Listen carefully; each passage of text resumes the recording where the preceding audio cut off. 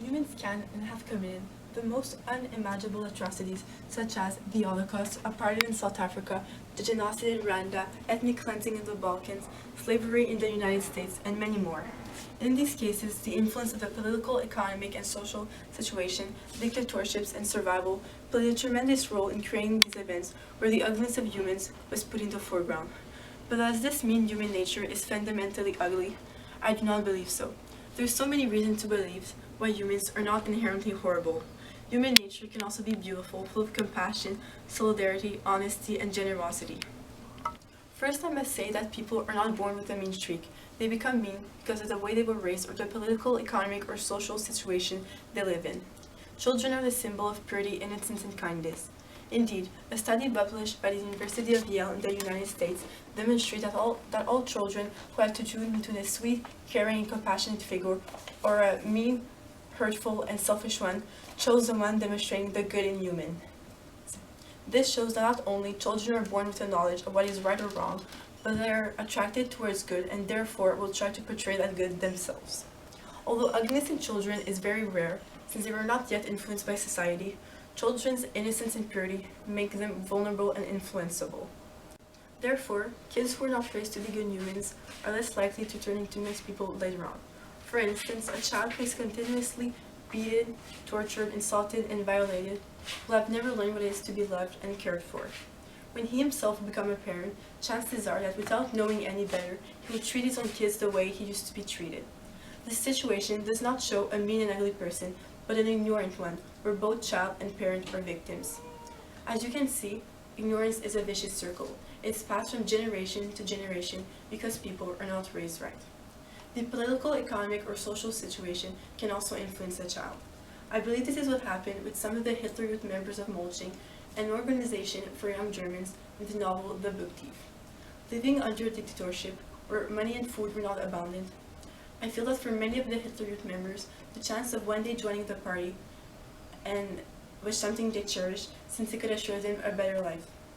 By joining the party and conforming to the Nazis' ideal, any suspicion about you being a Jew would disappear. You would then be assured that no discrimination against you would be made, that you would not get arrested, and that you would keep your job.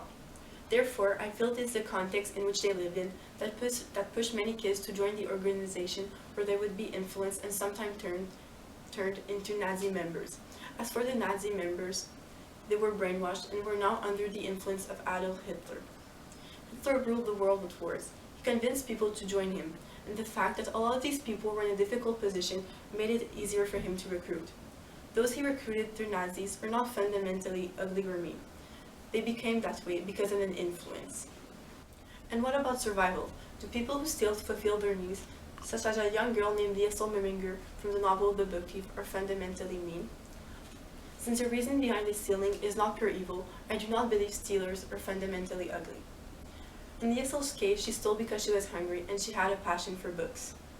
She did not intentionally hurt anyone, and her motives for stealing were justifiable.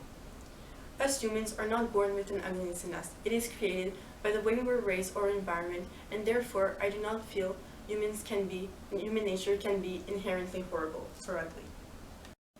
Human nature is not only not fundamentally ugly, it is also beautiful because it abounds with generosity, compassion, honesty, solidarity, and kindness. The problem with us humans is that we tend to see only and focus only on the negative instead of the positive. People can and have come together to help others. After natural disasters like tsunamis, earthquakes, volcanoes, and floods, people from all around the world collaborate to help the nations that were touched. For instance, in 2004, right after the tsunami in the Indian Ocean, thanks to the contribution and generosity of over 30 countries such as Canada and organizations like Doctors Without Borders, medicine, food, doctors, equipment, generators, military, and money were sent overseas and made it possible for the people of Sri Lanka, Indonesia, India, and many more countries to get the help they desperately needed. From around the world, people were solidar to a cause which did not benefit them but others, thus demonstrating their compassion. Sometimes people can go even further and risk their own life and their family's life to help others. In these cases, it is more than just compassion. It is altruism and selflessness. In The Book Thief, one such character is a poor German man named Hans Obermann. even while knowing that the decision he's about to make will cause him tremendous stress and fear, and that he will always worry about being caught, which would mean his wife and himself being sent to a concentration camp where they would die. He deliberately decides to keep her promise and hide June in his basement. In addition, we see the family's generosity as they share the very little food they have with a stranger who will eventually become a friend, especially to the younger Liesel. The Overman family puts others' needs before their own.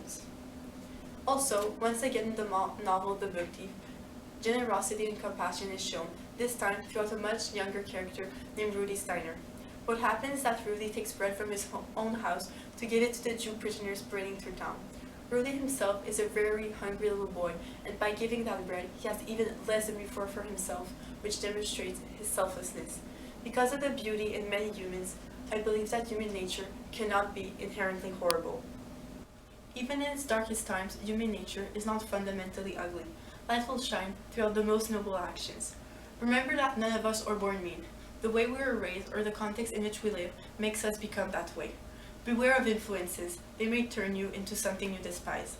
Imagine a world where babies took pleasure in hurting others. They would bite, scratch, hit, pull, while smiling. That day, you will be allowed to say that human nature is inherently horrible, but for now, we're all beautiful.